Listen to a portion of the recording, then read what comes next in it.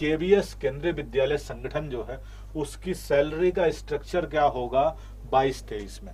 अभी तक तो हमारा 7th जो है चल रहा है, जो हमारी सैलरी है वो कैसा है भाई, 7वां वेतन कमीशन, मतलब यूं कहें कि 7वां चरण है सैलरी का। और उसके बारे में क्या कितनी सैलरी रखी गई, एक एक करके हम बात करने वाले हैं। अप्रॉक्स सैलरी के बारे में अगर हम बात कर लेते हैं तो अप्रॉक्स सैलरी जो है आपको यहाँ पर साफ साफ मैं सारी चीजें दिखा देता हूँ। अगर पे स्केल के बारे में बात करते हैं केबीएस टीचर पीआरटी के लिए, तो एंट्री सैलरी मतलब शुरुआती वेतन में अगर हम लेते हैं तो 9300 से लेकर के यहाँ पर 34,800 रुपए ये ग्रेड पे होता है, और उसमें ग्रेड पे जो लगता है वो 4200 का होता है। जैसे जैसे उसमें बढ़ते रहते हैं, सीनियरिटी लेवल पर जाते रहते हैं, तो 9300 से 38,800, लेकिन ग्रेड पे जो है 4600 का हो जाता है। तो उसके बाद सिलेक्शन अगर हम बात करते हैं कहीं जो उसका स्केल है तो लगभग यही रहता है, और ग्रेड पे जो है 4800 का हो जाता है। साथ साथ में इसमें जो है बढ़ता रहता है, ये सारी चीजें आपकी समय के साथ में। और इस पर अगर हम देखते हैं तो ग्रेड पे क्या है, शुरुआत में ग्रेड पे आपको 4200 का मिलता है, लेकिन ये ग्रेड पे जो है 4200 के बाद 4800 और जो है 4600 पे ग्रेड भी आपको देखने को मिल जाता है। साथ साथ में बेसिक पे के बारे में बात करते हैं तो 35,400 हो जाता है। रिजर्व यहाँ पर रिवाइज जो है डीए आपको लगभग 34%, ये डीए ऊपर नीचे होता रहता है, घटता बढ़ता रहता है समय के साथ में। और एचआरए अगर हम बात करते हैं क्या होता है इसके बारे में अभी हम बात करते हैं।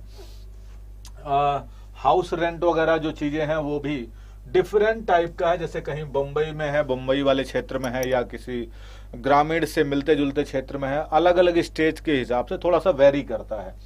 इसके अलावा डीए जो बढ़ता रहता है, जैसे भाई महंगाई बढ़ रही है उसके हिसाब से लोगों के वेतन में वृद्धि होती रहती है, ये भी थोड़ा सा समय के साथ बढ़ता रहता है। लेकिन कुल मिलाकर के अगर हम बात करते हैं अप्रॉक्स, तो कितनी सैलरी हमारे पास आ जाती है प्राइमरी टीचर के लिए अगर आप कर रहे हैं तैयारी, तो मिल जाती है अप्रॉक्स आपको 60,000 मिल जाती है।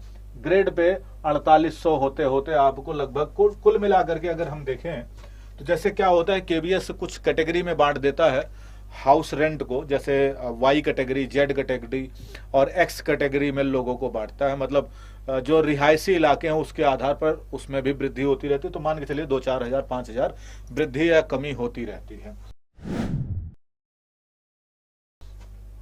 आगे बात कर लेते हैं अगर हम टीजीटी के बारे में, तो टीजीटी के लिए भाई जो ये पे ग्रेड है वो 4600 का है और 9300 से 3400 का है। लेकिन सीनियर स्केल में अगर चलते हैं तो सीनियर स्केल में आपको 4800 का पे ग्रेड मिल जाता है। और उसी में अगर और स्केल के बारे में, सिलेक्शन स्केल के बारे में बात करते हैं तो ये जो है 5400 का भी मिल जाता है। तो ये 3 प्रकार के ग्रेड्स हैं जो अलग अलग काउंट किए जाते हैं। और साथ साथ में ग्रेड पे जो बेसिक वाला है वो 4600 का है टीजीटी में, प्लस बेसिक पे जो है 44,900 हो जाता है, और 15,000 यहाँ पर डीए घटता बढ़ता रहता है। और यहाँ पर अगर हम बात करते हैं एचआरए, तो बेसिक जो है 4100, लेकिन स्टेट वाइज डिफरेंट करता है कि किस प्रकार के शहर में रह रहे हैं।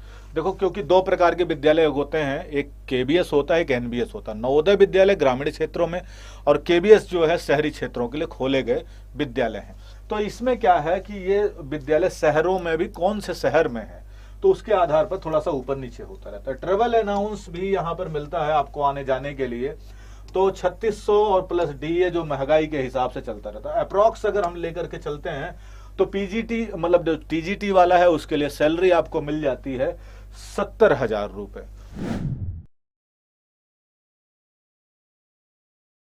की बात करते हैं पोस्ट ग्रेजुएट टीचर के लिए, तो पोस्ट ग्रेजुएट टीचर में भी सेम वही सारी चीजें हैं। एंट्री स्केल 4300 से 34,800, 4800 का पे ग्रेड हो जाता है, और फिर 6600 का अगर सिलेक्शन स्केल जो होता है, और सीनियर स्केल में अगर बात करते हैं तो 5400 का हो जाता है। जैसे आप बढ़ते रहते हैं ना, समय के साथ में प्रमोशन भी होता रहता है, सीनियर होते हैं तब, और उसके बाद प्रमोशन हो जाता है, तो 6600 का पे ग्रेड मिल जाता है।